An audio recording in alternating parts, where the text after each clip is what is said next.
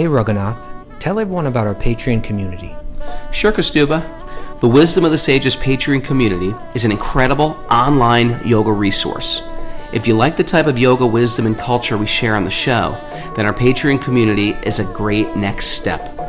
This is a listener-supported podcast, and any level of sponsorship will unlock a wide range of live and archived classes, talks, and even workshops. Raghunath teaches, I teach, and we have a host of other excellent teachers on topics ranging from yoga philosophy, asana classes, storytelling, Ayurveda, kirtan, cooking, meditation, and a lot more. We even have an incredible online Bhakti 12-step recovery group. So if you want to check it out, go to patreon.com/wisdom of the sages. All right, let's get it on. Om Namo Bhagavate Vasudevaya. Om Namo Bhagavate Vasudevaya.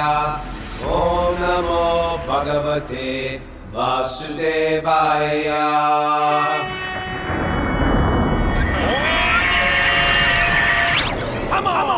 Live from beautiful Islip, Long Island, this is Wisdom of the Sages, a daily yoga podcast with your host, Raghunath, and co-host and senior educator at the Bhakti Center in New York, Kaustubha Das. Welcome to the show and welcome to Long Island on January 1st.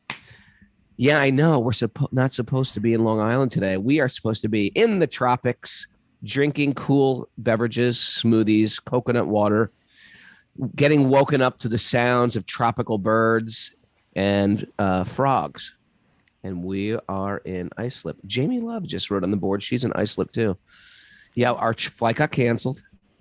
Like all the flights are getting canceled right now. And then they put us on this bus. And this bus, it was like, they're like, yeah, we got a hotel for you. We're like, okay, great. I thought it was going to be like an airport hotel. No. It's like taking us straight out. Like next stop is like England, like along that far out in Long Island. And anyway, we couldn't stay in the hotel. We just couldn't. It was like got 1-star review. There were people putting photos on TripAdvisor of bug bites. I was like, oh my God. And so luckily we had we had fun because we have a good posse of people. That's right. Mara, Damodar Priya Amalini, my son Rocco, Hannah Brinkhouse, Bobby Marchand, a lot of the crew. Yeah, yes, Kaustubha and Gita Priya went back to their comfortable home. Sorry about that. I was like, oh, Kaustubha, oh, Drax. Well, when they we were all there, it was 9 of us all together, and then they announced that the flight was canceled. And then I went and I asked one of the people that work for American, I said, are you going to put us up in hotels? And they said, oh, yeah. And so then when I went back and told them, I was like, yeah, party. It was like, at first, it was like. I thought we were going to be at the W in Soho, but it just wasn't. But what, it was the Ronkonkoma. Clarion. Clarion. Yeah, it was a little sketchy. No, I did because I was at home sitting comfortably at home when you guys were still sitting in that bus getting ready to go. And I did look it up, and it wasn't that it had one-star review. Every review is 1 star. Like the walls were melting. There was like this, and people were putting photos like, this is our room. As we checked in, there's like garbage on the floor. Yeah. But you know what? It worked out. And, even as miserable as it was fun. We had good company, and we just laughed. And, I always see Hannah Brinkhouse every day on the show, and I never even talked to her. So we just talked. I told you, if you sit next to me, you're going to talk. That's just the way it is. You're not going to get any peace. You're not going to get that nap. Well, maybe you should talk like you're from Long Island today. Hey, Kaustubha, I went over his house yesterday. I was just like talking. He's like, Raghu, I need to focus. I'm packing my bag. I was like, yeah. No, we had so many things to do before we got out, and I was just going on and on and on. And I said, I've never seen you like. You've been sharp with me, but I've never heard you that. Like you're like, I wasn't sharp. Please, I need to focus. and then you said, "Oh, I thought you wanted me to entertain you." I was like, "I don't need you to entertain me right now." Anyway, thanks to Damodar Priya's points, she put us all up in a hotel. at the that's Holiday that's so Inn. nice. Yeah. Points, huh? She goes, Points to the rescue. We're thanks trying to to depend Domino on Priya Krishna. for the but we depended on her points. I would say thanks to Domino Priya for the Christmas cookies too. I finished those off when I got home last night. Yes. So it's a new year, my friend. All right, it's our anniversary. It's our 200th anniversary. 200th. year. It's like the bicentennial. 2-year It's our anniversary. 200th anniversary. We've read this Bhagavatam 20 times over. And you know what else is up? I wrote down anyone I've got issues with on a piece of, this is how I spent my morning. Anyone I got issues with, and see how all those issues were a blessing, and also how and also remembering all the great times I had with those persons. You know how you don't want to go back in your mind to think of, oh, that bitter situation, that nasty situation. How about all the great times we had with those people? That's what I did for my New Year's, just to help rid the mind of any resentments or any hanging ons. Because when you hate and when you're upset, when you carry that around in your heart, you just can't have peace, because it stays with you. It taps you on the shoulder. Things remind you of a certain person or situation. So that was my little exercise this morning, besides chanting japa. Right. Did my pranayam, nice way to wake up, and walk the halls of the Holiday Inn. Ice slip, chanting japa, freaking out people who are coming in late at night. Even people in their rooms, probably, if you're buzzing away, going back and forth up and down the halls. Man, I heard someone screaming through one of the doors, like, "Oh my God! Oh my God! Oh my God!" I was like, "Is there a murder going on?" They're probably just watching television or something. Oh, maybe. Yeah. It sounded like a murder. It sounded like a murder. I was like, what should I do? Should I call the police? What should I do? Nothing. I'm just going to continue to chant. Greg the gay suit. It wasn't that, Greg. But I like your maybe it was. I like your little New Year's thing, because in one sense these dates are just arbitrary markers, but at the same time, they're useful.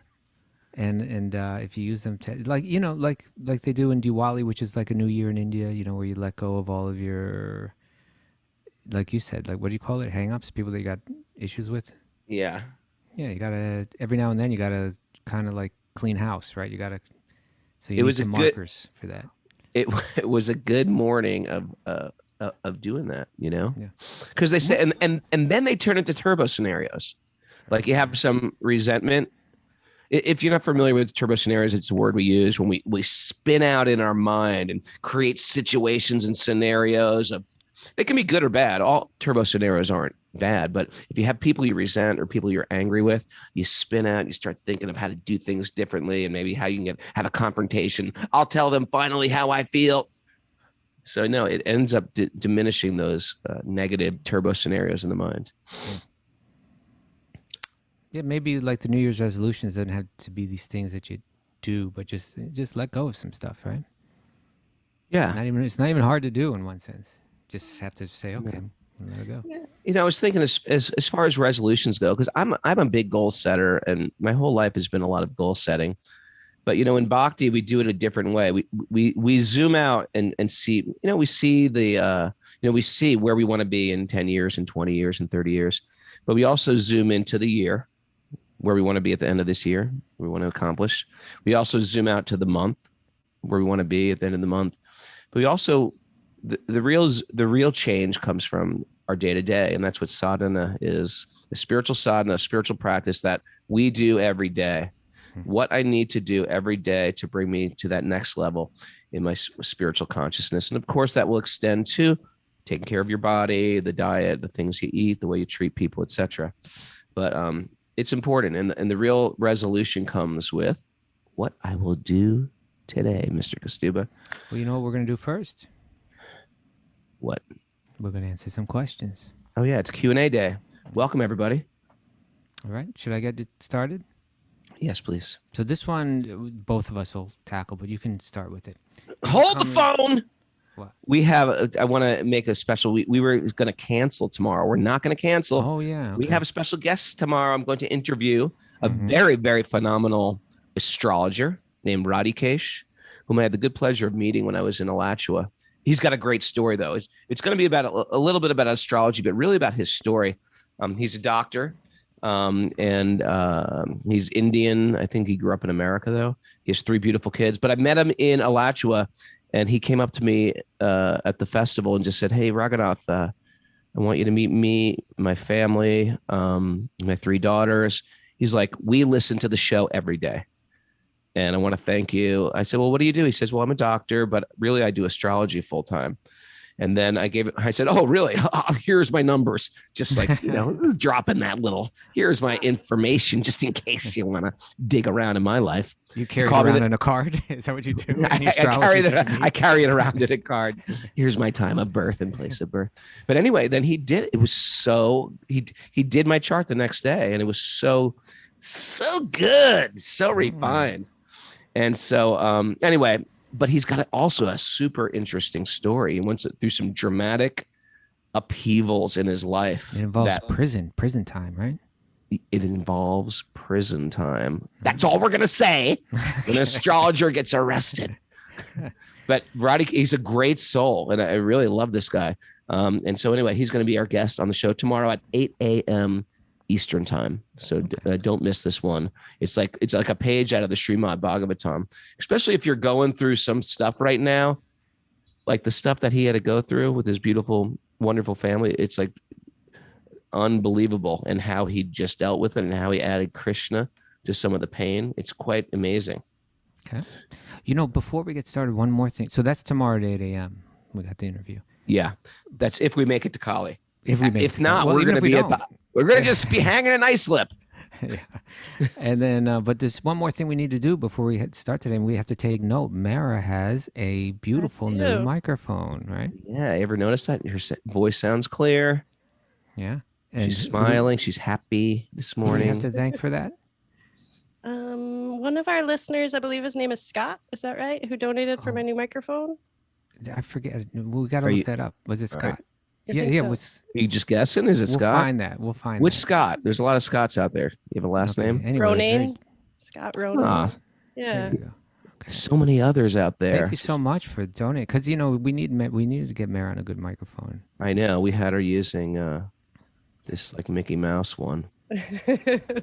Just wasn't cutting it. Mr. Microphone. We gave her Mr. Mike. Remember that?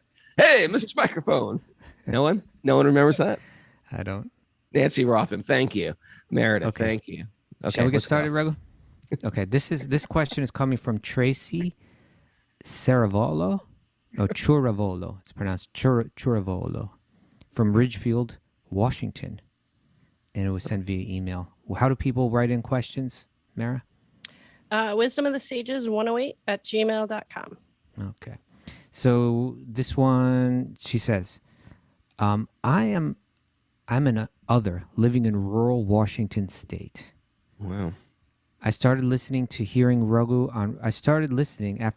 on the Rich Roll podcast. All right, Rich Roll. And can't express my deep gratitude for how your podcast has shined much light into my life. The teachings of Bhakti ring true to my heart in many ways. Thank you so much, Tracy. I have been a vegetarian, then vegan for many years for ethical reasons. I always tell my kids, everything you do has consequences. If you couldn't kill an animal, you shouldn't be eating it. I finally got up the nerve to write in my question. So here it goes. I live in the Pacific Northwest on 4 acres that are like an oasis of biodiversity in a desert of conventional land practices. I have a garden area in which I try to grow mustard greens and arugula this time of year. I have given up on controlling the moles and field mice in the garden, but the slugs are another story. When I don't intervene, they completely destroy my food right down to the skeletal structure. We had ducks for years, but they kept getting slaughtered by the raccoons, coyotes, and birds of prey. My heart can't take burying more ducks. Chickens just scratch up the entire garden. I guess these are things that eat slugs. Is that why? Yeah, that's why she's bringing it up. Yeah. Okay. Chickens just scratch up the entire garden, leaving no food. I know some wild animals eat slugs, but there's no way that they can make a dent in this. It becomes an invasion this time of year with all of our moisture. There are also no deterrents that will work on a large scale with this much rainfall. I have looked and looked. So I've resorted for years to going out at night with a headlamp to cut the slugs. Not to upset any listeners, but I try to cut them in a way so that they die quickly. Too late. We're all upset right now. Even when as consumers, now this is an interesting point. Even when we as consumers buy produce, someone else is having to kill things in order to feed us, right? Like, they have their bugs and they have their whatever. I love to grow things to feed my family. So is it better that I face what I'm doing myself?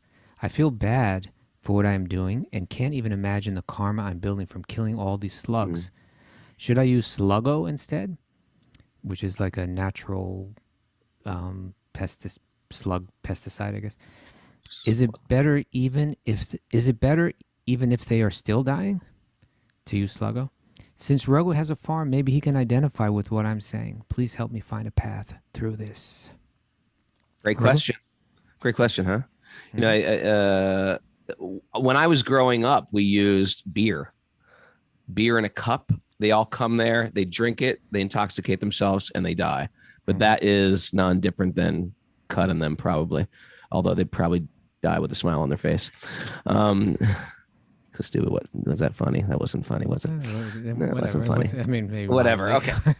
They love beer because they're attracted to the yeast. But coffee grinds, eggshells, sand, because they don't like to crawl over stuff that's going to harm their tender body. Michael McClellan says broken glass in the soils. What's that stuff called? That diatomaceous earth. Yes, diatomaceous. You pour it out, and it's got little shards of glass. I think that's what it is, right, Mara? Mara, is that what you use, Mara? I put it on greens in the garden. She's got that mic. She's going to be talking a lot now. Kaustubha, get ready. She's coming out of her shell. Yeah. You put it on the actual plants or around them? I put it on it. You put it on it. Oh, there we go. That's a great one. Well, Say it again. Say it again loud. Diatomaceous earth. Diatomaceous earth. Diatomaceous earth. That being said, there's other things too. Like there are another strategies that you plant all around it, plants that the slugs like even better. Yeah. Namely marigolds and basil. And then you just go ahead and sacrifice that. And they stay away from the other stuff, apparently. It's interesting. And then you're killing your basil. It's one of these things. It's like, guess what? We're in Mritya Loka, the planet of death, where everything is trying to eat everything. And it's one of these things, like, especially when you start to work outside, live outside, play outside, mow a lawn, you realize, like, man, everything's just dying here, or it's trying to be killed by something else. And sometimes you get, sometimes you get on one of those things like Nature is Metal, the Instagram thing we follow. And you think, well, this is just life. We kill, big deal. So now I'm going to kill too. No, that's not the answer. We have an opportunity to pull it back, to control the senses, control the tongue, control the belly. So that it's just not giving a thumbs up because an animal's, a coyote's eating a deer, so I'm going to eat a deer. That's not what we're saying. We're saying that there is that death in nature, so we try to minimize it.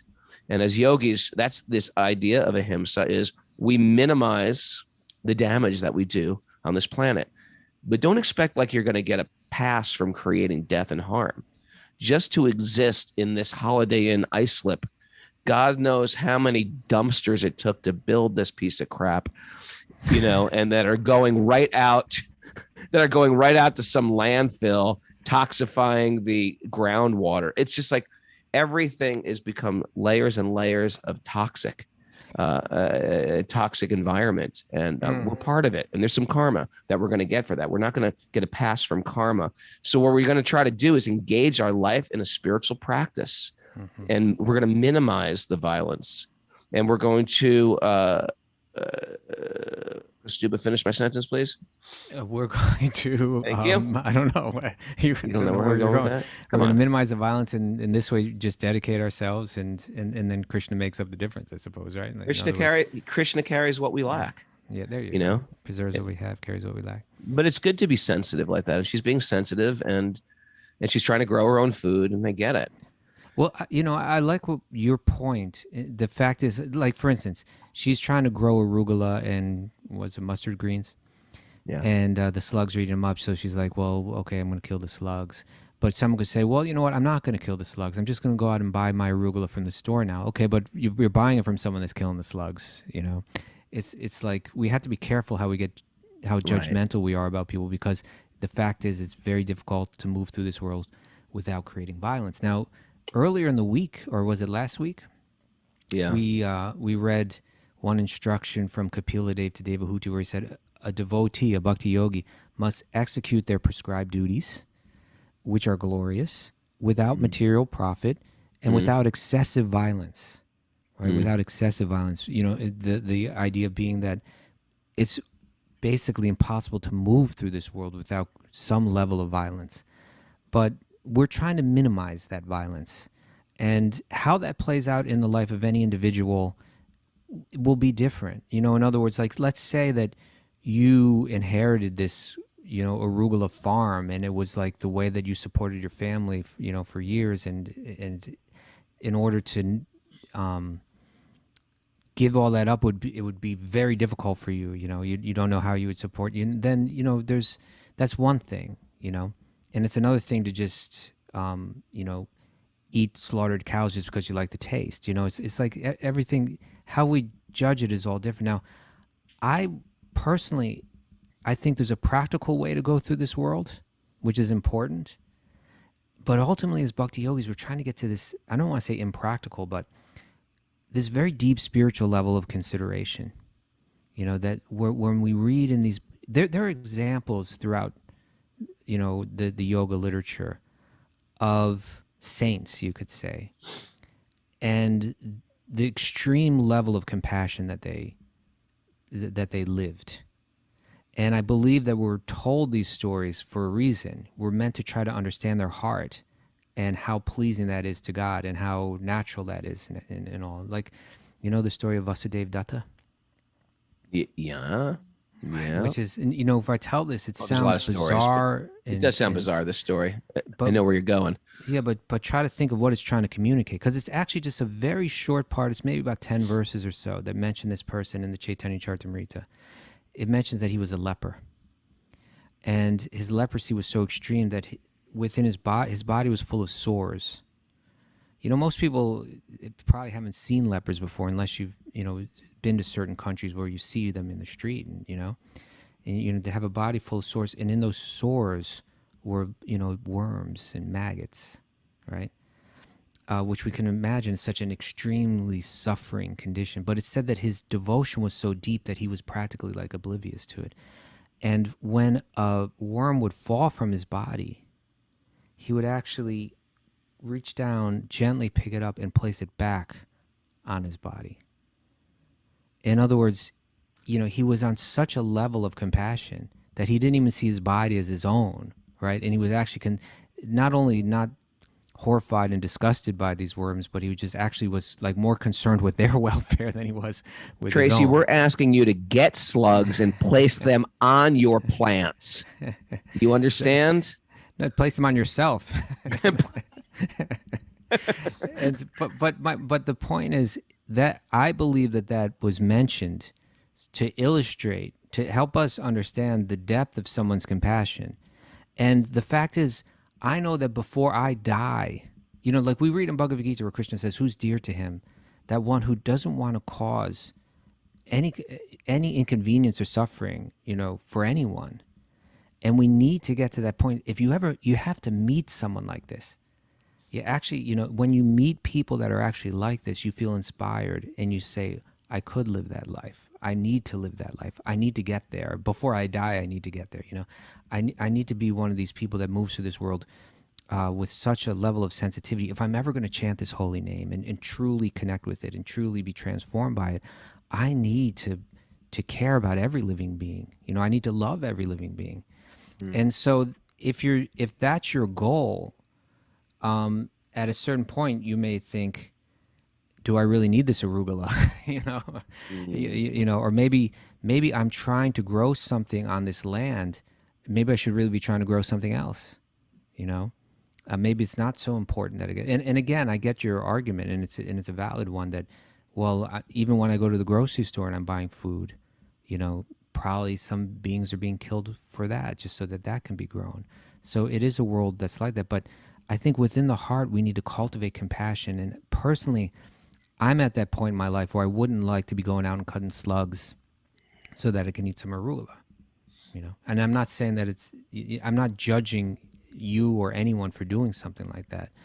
But I do think that we need to, when we become really deep spiritualists, it almost does get a little impractical, a little bit difficult for someone that's not into it to understand. Even like what you're saying earlier today, Raghunath, about like kind of like letting go of any kind of hostility that you have for someone that may have done you wrong. Like in some cases, people might say, well, no, that person did do you wrong, and you have every right, but they can't understand why someone would let go of it.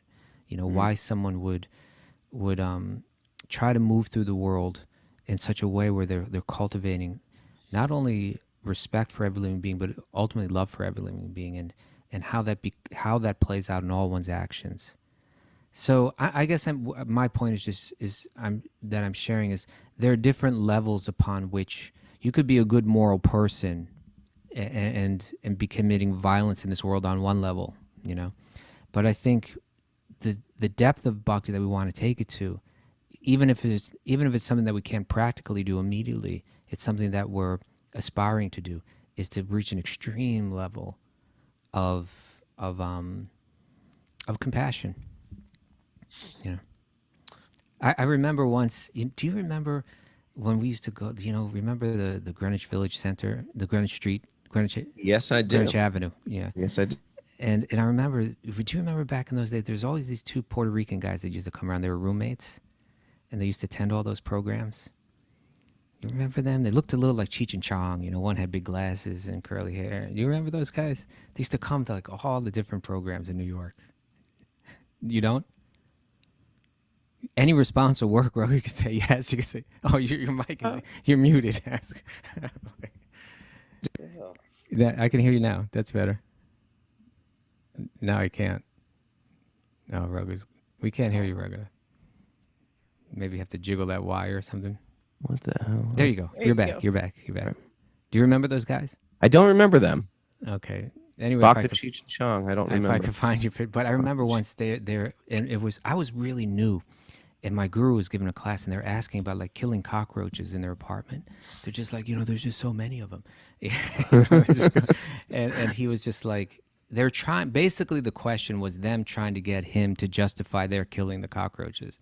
Right. And he just wouldn't do it. And he said, keep your place cleaner. They're like, yeah, but even if we do, like all the other apartments have, just keep your place cleaner. He just would not, as a representative of Krishna, and of all the sadhus and great acharyas and teachers in our line, he just would not grant them that justification, So in any case, that always stayed with me, and I think Tracy's trying her best here. Yeah, she's trying her best. She's got a lot of compassion.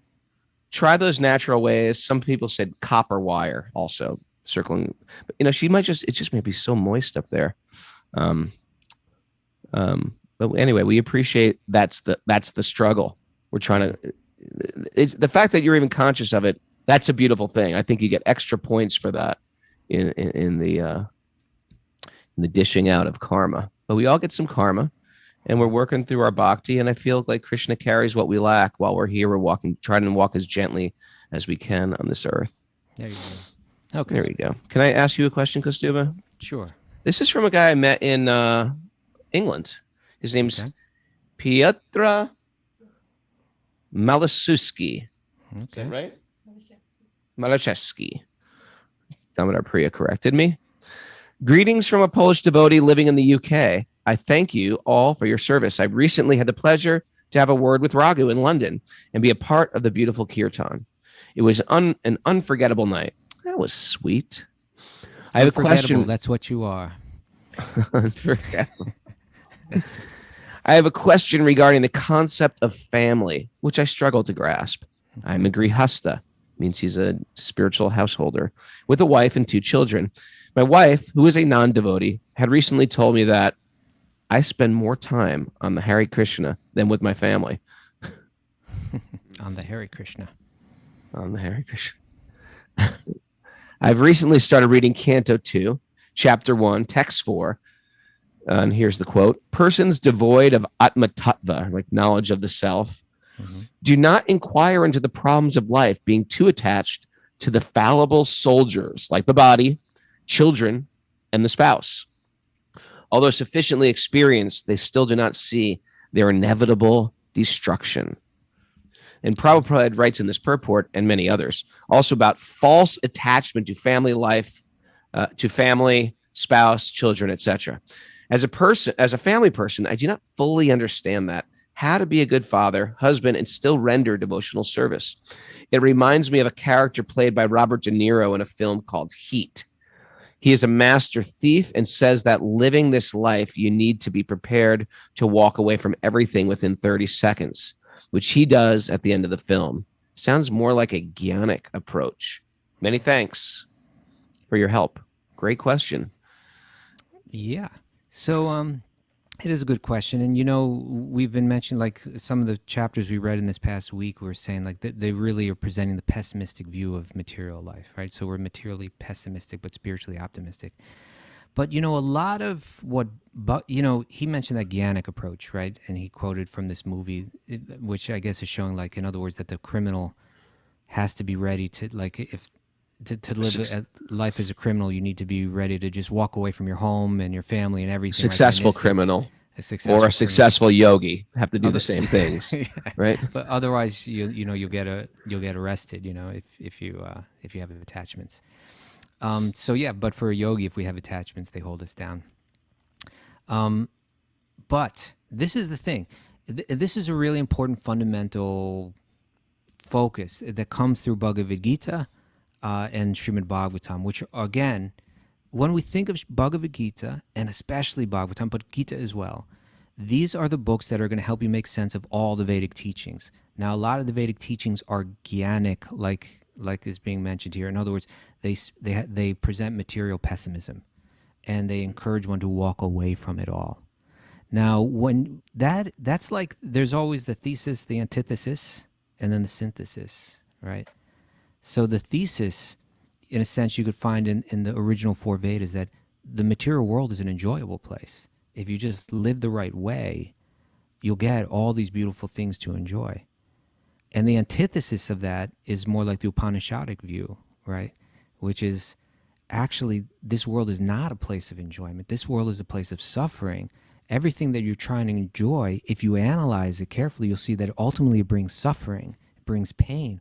All the attachments that you have actually cause you pain. So the answer is the opposite, right? The antithesis: detachment. Walk away from it all. Don't try to enjoy this world. This world is a prison. Leave it behind, right? And therefore, when one looks at their family, right? These are my attachments. The Vedic viewpoint is there's so much happiness to be found in family life. And the Upanishadic organic point of view is, no, that it's actually all just illusion, and that leads to suffering. Cut it all out. Well, when you get to Gita and ultimately Bhagavatam, it shows a synthesis, right? It's not materially optimistic, and it's not materially, it's materially pessimistic. It's saying that you won't find true happiness that way, but it's not saying that you have to walk away from everything. It's saying that if you can adjust your vision, then you can understand that even the material things in this world are all Krishna's energy. And what the illusion is not that it's just like 100% illusion. The illusion is when I misidentify it. Like, for instance, when you look in a mirror and you see your image there, is that you or is it not? Is it truth or is it illusion? Well, it's kind of both, right? It's not me, but it's an image of me. It's not an illusion. A mirror is actually there. Although if I think that image is me, then I'm an illusion, right? And so that's the way that the Bhagavatam and Gita will help us understand how we move through this world. That in one sense, I look at my family. Their bodies are made out of material energy, right? I'm connected to them through a bodily connection, which is time is working on and is ultimately going to separate us.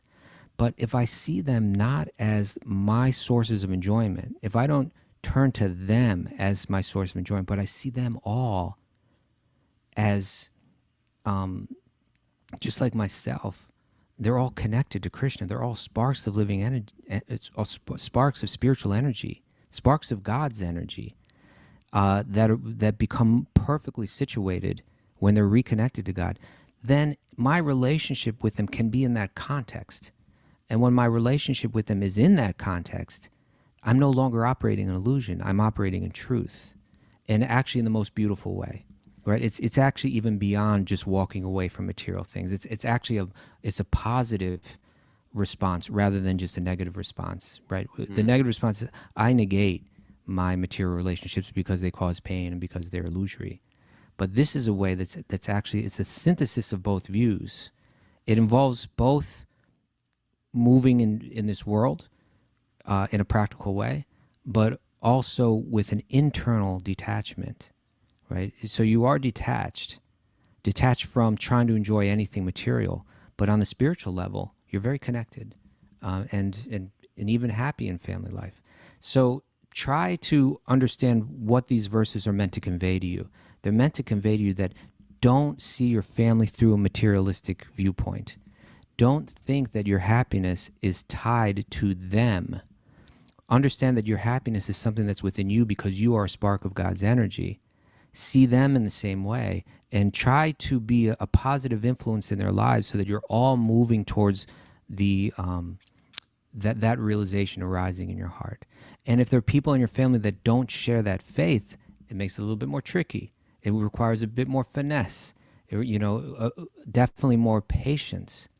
But if you can embody that mood of a bhakti yogi, very likely it will be over time appreciated, and even your spouse that doesn't share your faith will soften up to it, and your kids will always have that vision. Look at my father. Look at the way that he lived. He was actually wise. When I compare him and his consciousness to the other people that I meet in this world, actually, I think he had the right idea. So don't misunderstand these verses and become cold or callous to your family, or think that you're somehow not living up to your spiritual calling. Just understand your spiritual calling as seeing everything and everyone in relation to Sri Krishna. All right. That was good answer. Good answer. Thank you, Raghunath. What you got for me? You live it. I got one from Bob H., but I don't think this is Bob Healy. I think this is another Bob. There's another Bob H. I think. So here's a question.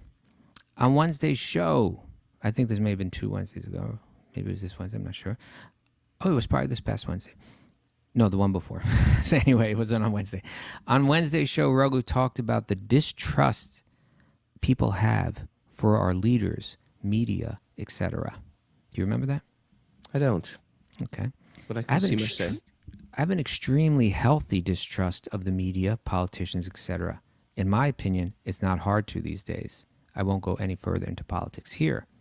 So my question is this: as a Vaishnava, as a Bhakti yogi, how do we get around that distrust of the quote-unquote outside world? I don't have issues when working with my fellow devotees at the temple, but with non-devotees, I'm always looking for the rub. What are they looking to get out of this interaction? Maybe it's the fact that I'm in recovery and know how I was previously, how I was always trying to get over on someone, or lying to get what I need. Sure. Maybe it's the fact that I grew up a punk, metal, and hardcore kid and always heard, don't trust anybody. Yeah. Glad Raghu brought this up, as I feel the exact same way he described. Thank you in advance, Prabhus. All right, That's Raghu. great question, and thanks for being so vulnerable. I don't remember what I was saying, but this I find to hold true, that if we've had trauma where people have abandoned us or hurt us, especially at a very formidable time of our life, and I think a lot of times in a 12-step program, this may have nothing to do with you, Bob, but just hear me out on this one. there tends to be a natural distrust. We transfer that feeling of abandonment or pain to our adult life, and therefore I see this polarization going on where like people are not trustworthy. People, that's the story I'm running in my mind. And occasionally within Hare Krishna circles or spiritual circles or Catholic circles or whatever our spiritual tradition is, we see, no, there is a Madonna, there is a pure being out there. But the rest of people, no, they're all fakers, they're all cheaters, they're not sincere. And that's a dangerous story to be a dangerous narrative to carry around in my head. And also, if we are in the business of transformation and transforming other people's lives, it's really detrimental. If I see a person who, even if they're doing something wrong, and I'm just saying, yeah, you see this guy, he's totally fake. He's totally full of crap. That's not going to help them change. To see them and let them know how crappy they are, to not give them the benefit of the doubt. As Vaishnavas, we extend trust, and we extend it even if the person breaks their trust a little. We want to extend it even more. I just saw this go on recently with two friends of mine. They just got in an argument, and they just wanted to extend their one of them just like, I love this person so much, I don't want to give up on this person. And they just kept on, just telling that person how wonderful they are. And the person is wonderful. And so it wasn't hard for that person to do. And because of it, it transformed a heart. Sometimes we don't want to trust because we feel like no one is trustworthy out there. And it's just not true. At the same time, there are human foibles, and whereas we deeply understand foibles. You like that, Mara? Yeah, Mara, nice foible. one. There are human foibles out there, human shortcomings that some people have some serious issues, and even if they may not be trustworthy, or you may have to forgive, but I can't forget, and sort of like I might have to keep a trust meter going on because they may not be reliable.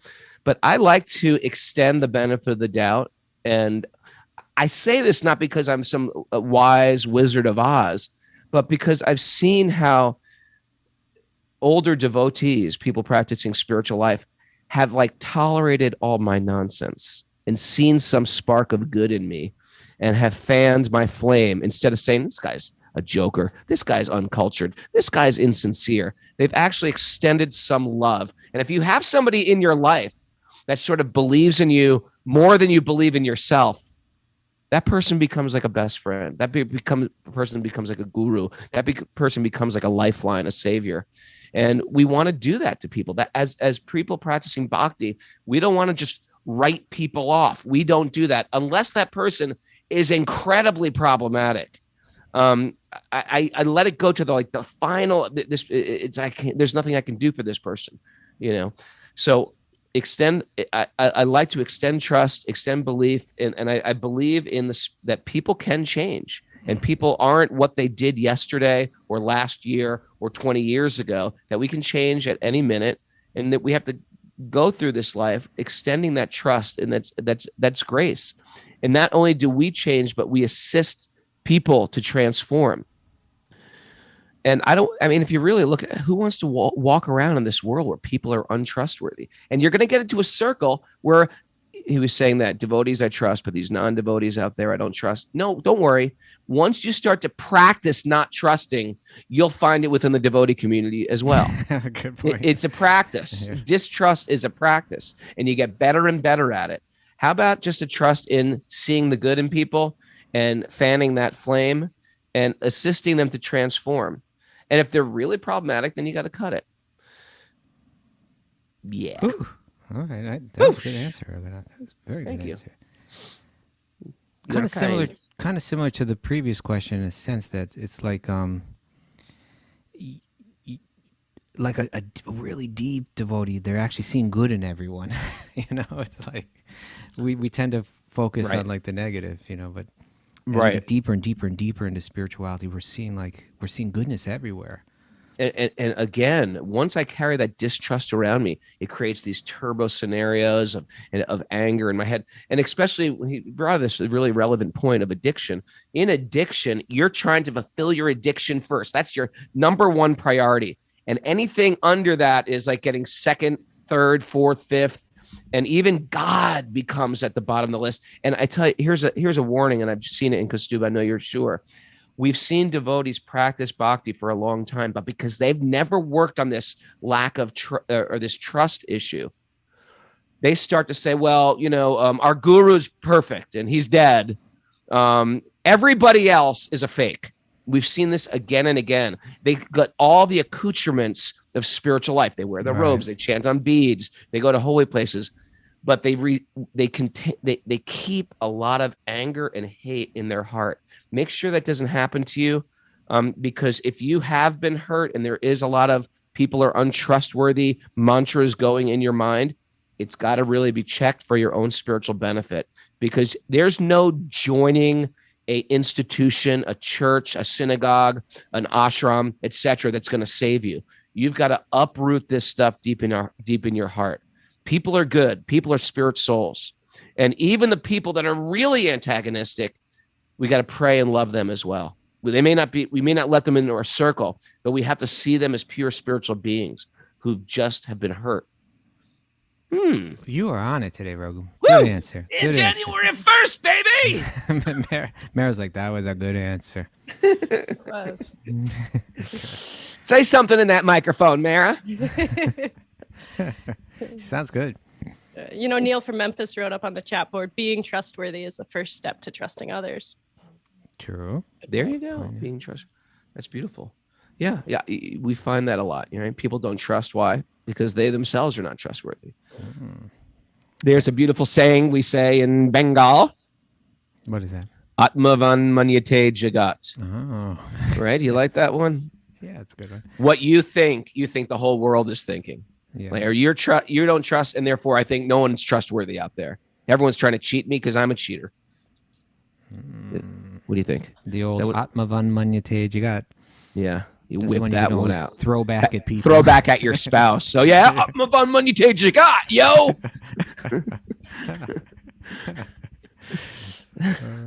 Oh, Krishna. One more, Raghu.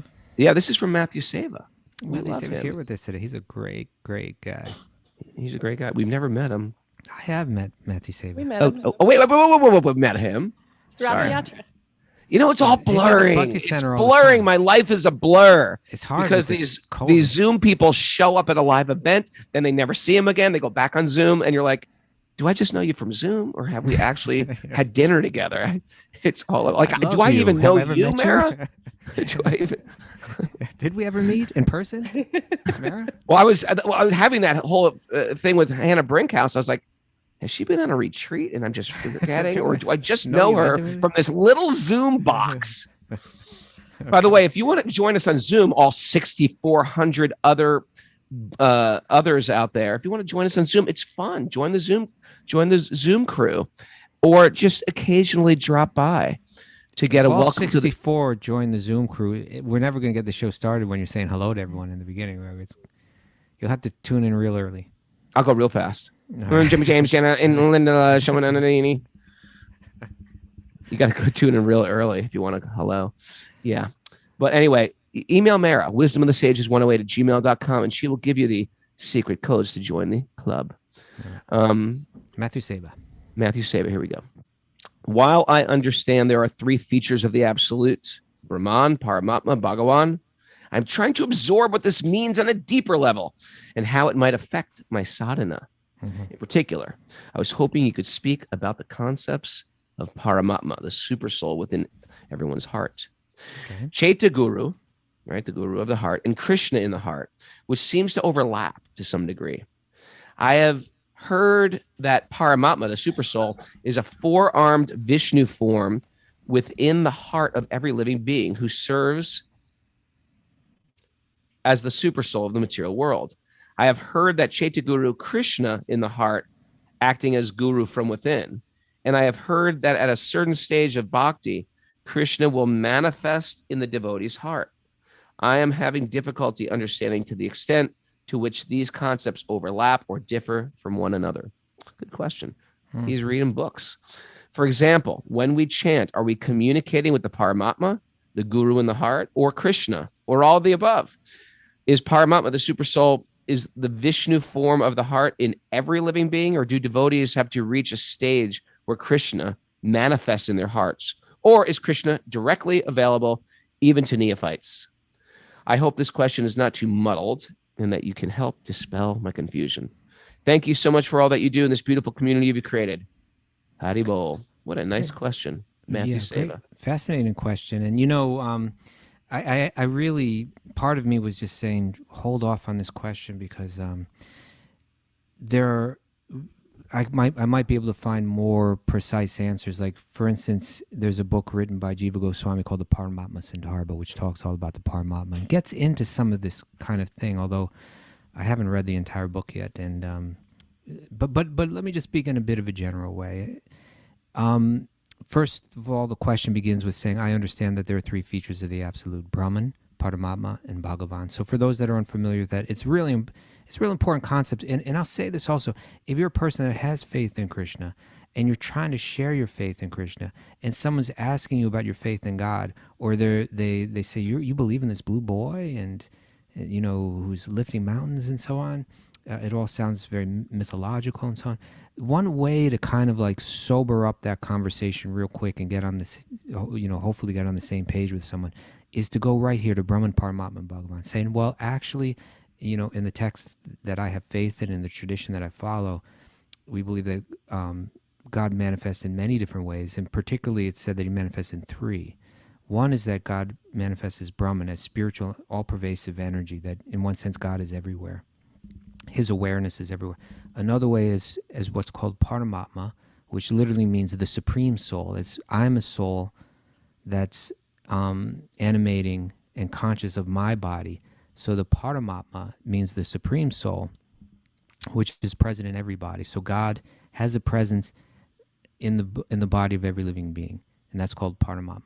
And then finally there is God as a person, or as Bhagavan, but that's a very esoteric side, and I don't expect you necessarily to get a grasp of that just by the stories that you've heard. To discuss that, we really need to go into a lot more. That's the very esoteric side of this.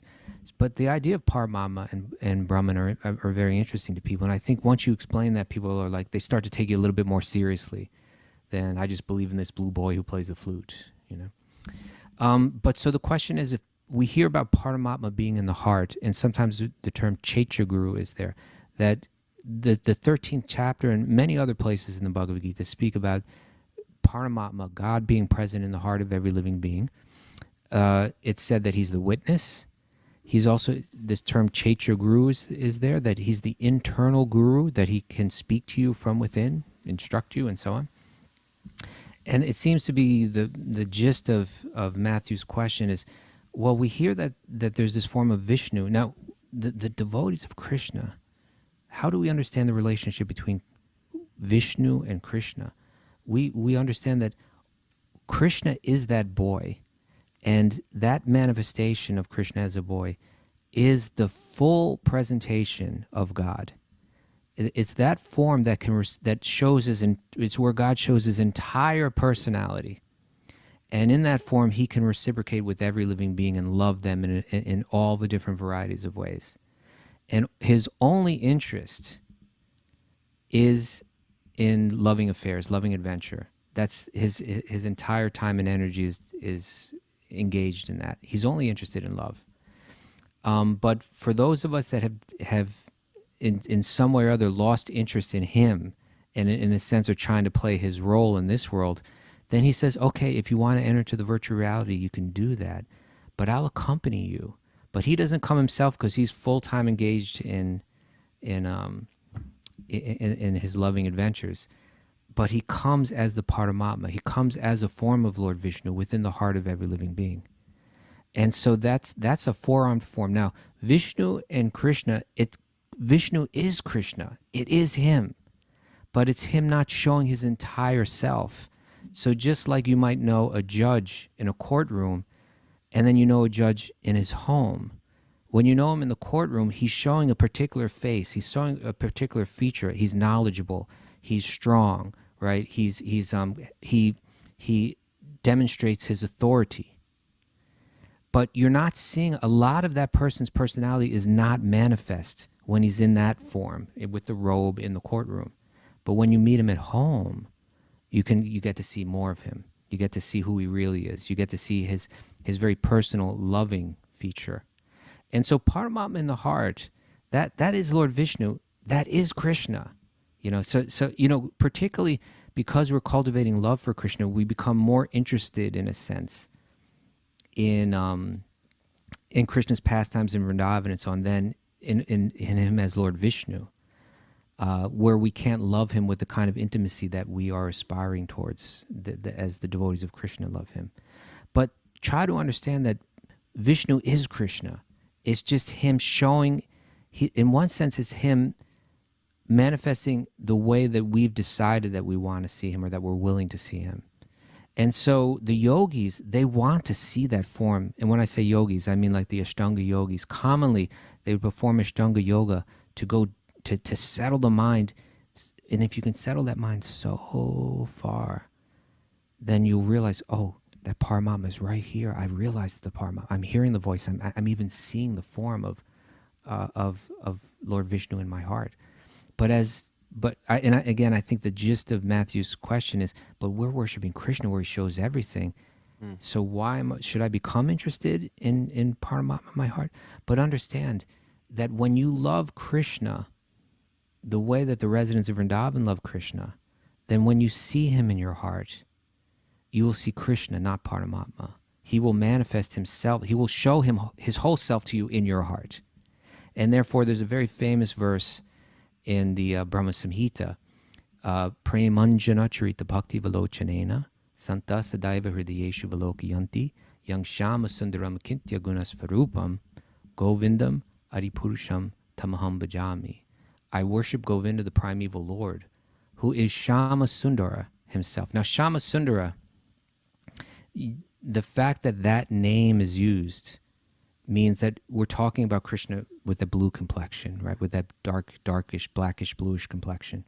So this verse says, I worship Govinda, the primeval Lord, who is Shama Sundara, Krishna himself, with inconceivable, innumerable attributes, by whom the pure devotees see in their heart of hearts, with the eye of devotion, tinged with the salve of love. So that means that when you have that kind of devotion for Krishna, he will manifest in your heart as Shamasundara, as Krishna. And so in one sense, you don't have to get too caught up in it, worry about it too much. You're cultivating love for Krishna. Feel Krishna and try to cultivate a feeling for Krishna in your heart. And that can be as Paramatma, that can be as Krishna. It's the same person. Try to be conscious as you move around this world that Paramatma is within the heart of every living being and within your own heart. Remind yourself of that. Reflect on that. And that will help elevate your vision. It'll help you become detached from the things of this world. It'll help you become affectionate toward every living being in this world. And at the same time, hear Bhagavatam, hear 10th Canto, meditate on the devotees of Krishna and the love that they have for him. And as that love arises in you, that Paramatma in your heart will reveal himself as Krishna to you in your heart. And that'll be like a natural process. So that's the best I've got. I think there are more technical ways that we could get into this, and it is a subject that I do want to study more in depth. I want to really read that Paramatma Sundarbha and understand it more. But I hope that's been helpful, Matthew Seva.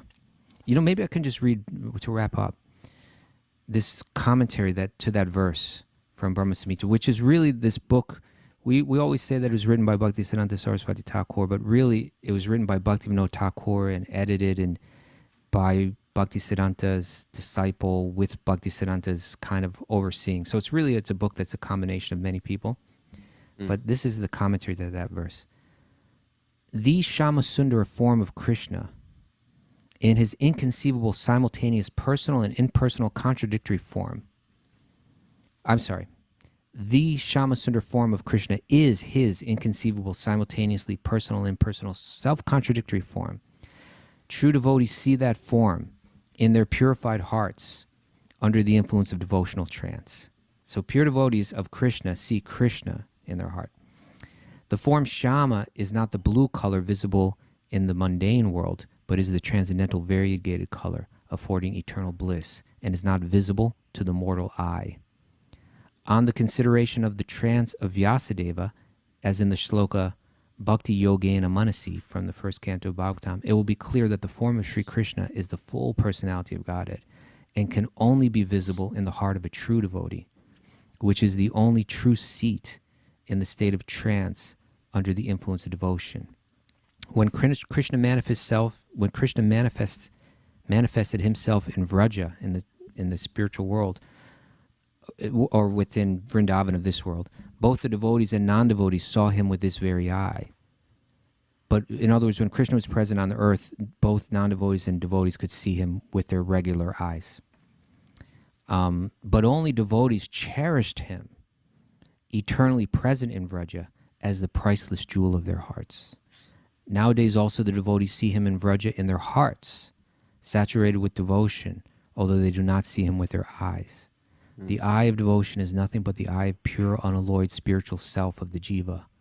The form of Krishna is visible to that eye in proportion to its purification by the practice of devotion.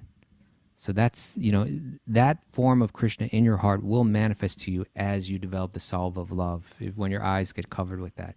And so know that Krishna is in your heart.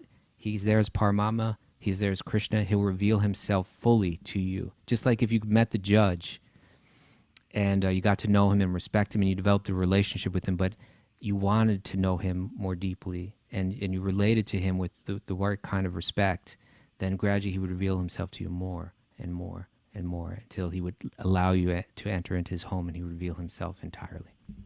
Okay. All right, Raghu? It was beautiful, man. Thank you. Complete. I love how you ended it with the stuff, the quote, The stuff. the stuff. Hey, it's a beautiful day, people. It's a beautiful year coming up, and it gets more and more beautiful by the company and the quality of the people we hang out with. What do you think about that, Kaustubha? Well, there's nothing like those people out there on Long Island or on Konkoma Motel. I mean, Oh yeah, go share. We're hanging your with love good with people. them. Good people make bad times sweet. That's for sure. So I'm grateful for everybody here on Zoom. I'm grateful for the crew we're traveling to Colombia with, if we make it. If we don't make it, then that's Krishna's plan. I can't control everything. I try to, but I can't. But hopefully I'll be in Colombia tomorrow. For our interview, join us with Radhikesh Prabhu, astrologer, doctor, and just a sweet family devotee Prabhu. It's at 8 o'clock tomorrow. And I want to just thank everybody for the 2-year anniversary, for just being here and showing up every day. It's quite amazing what you guys do. And even the others out there that I don't see, they're just sort of sneaking around. They're not sneaking around. I just joke. They're just listening on their own time. We appreciate you. Thanks for everybody who support us. I really want to give that. There's a lot of people who support the show and make it happen. If you want to support us, if you like what we're doing, you go to patreon.com/wisdom of the sages, patreon.com/wisdom of the sages, and you give some, whatever you can give. And then once you're a Patreon member, then you get access to a bunch of classes that we give on Patreon. And there's everything from yoga classes to philosophy classes to Sweet Baby Krishna classes to Ayurveda classes. It's nice. It's a good little party that goes on in Patreon, and they're all archives, so you can just go back in time, and basically you can live on the Patreon website and never have to leave it. You need not do anything anymore with the rest of your life. It's going to be a great year, and I'm going to make some commitments in this year to uproot any type of anger, frustration, resentment I hold in my heart. Move forward in serving Krishna, chant the holy name on a regular basis every day, hear and chant about Krishna's pastimes, treat everybody in this world that I meet with dignity, give a lot of love, throw my hands in the air, Like aloof to care. public opinion, and just start singing from the top of my lungs. Haribo!